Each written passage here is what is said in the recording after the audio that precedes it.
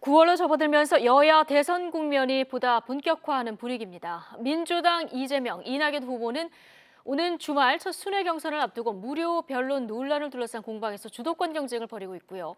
국민의힘은 경선 여론조사에서 역선택 방지 조항 삽입 여부를 놓고 각 후보 간 신경전이 치열해지고 있습니다. 취재기자 연결하겠습니다. 황혜경 기자. 네, 국회입니다. 예. 자, 먼저 민주당 소식부터 좀 보면 이재명 지사의 이른바 무료 변론 논란. 자, 이낙연 전 대표 측에서 공세를 계속 이어가고 있군요. 네, 그렇습니다. 이재명 지사가 직접 나서서 허위사실 음해는 중대 선거범죄라며 경고하고 나섰지만 이낙연 전 대표 측 해명하라는 주장을 오늘도 재차 내놨습니다.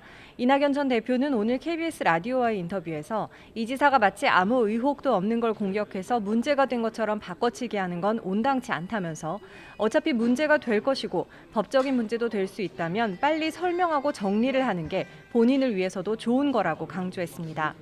또 이 지사가 무료 변론 의혹을 제기한 자신의 캠프 측 윤영찬 의원의 사과를 요구한 데 대해 매우 놀랐다면서 후보가 평의원을 직접 겨냥하는 건 매우 이례적이라고 비판했습니다. 반면 이재명 캠프 공동총괄본부장을 맡고 있는 박주민 의원은 같은 방송에 출연해 무료 변론 의혹은 근거 없는 공세일 뿐이라고 일축했습니다. 특히 무료 변론 의혹의 전제는 이 지사의 재산이 증가했다는 것이지만 사건 진행 당시 이 지사의 재산은 3억 300만 원가량 감소했다면서 근거 없는 비난이라고 강조했는데요. 그럼에도 불구하고 의혹을 거듭 제기하는 건 네거티브를 넘어선 허위사실 공표에 가깝다고 반박했습니다.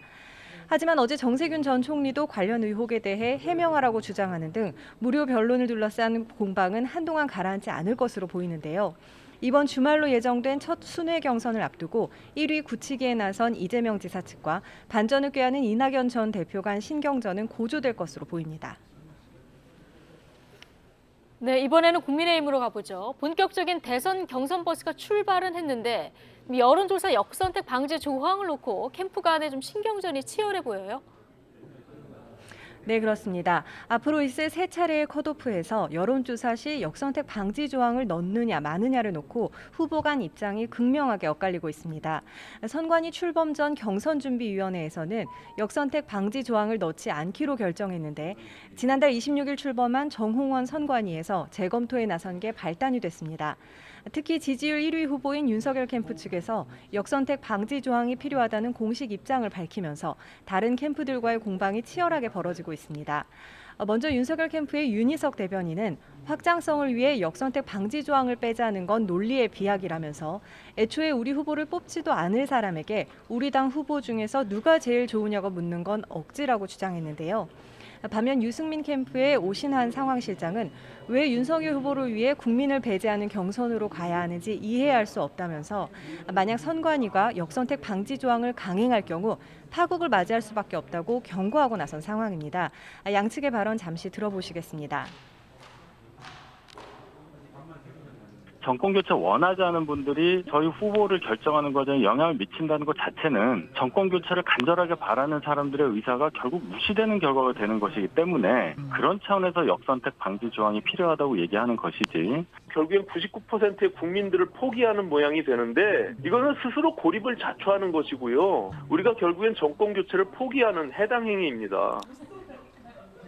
네, 논란에 대해 이준석 대표는 YTN 라디오에서 역선택 방지 조항을 배제한 경선준비위원회 안을 최고위에서 추인한 건 사실이지만 선관위에 수정 권한이 있는 것도 맞는 말이라면서 정홍원 위원장에 힘을 실었는데요. 특히 정 위원장에 대한 불공정 시비는 전혀 문제되지 않을 거라 생각한다며 좀 더 지켜봐 줄 것을 당부하기도 했습니다. 선관위는 오늘 여론조사 전문가들을 불러 역선택 방지 조항에 대한 의견을 취합하는데요. 극과 극으로 나뉜 후보들 간의 입장을 담아낼 방안이 마련될 수 있을지 관심입니다.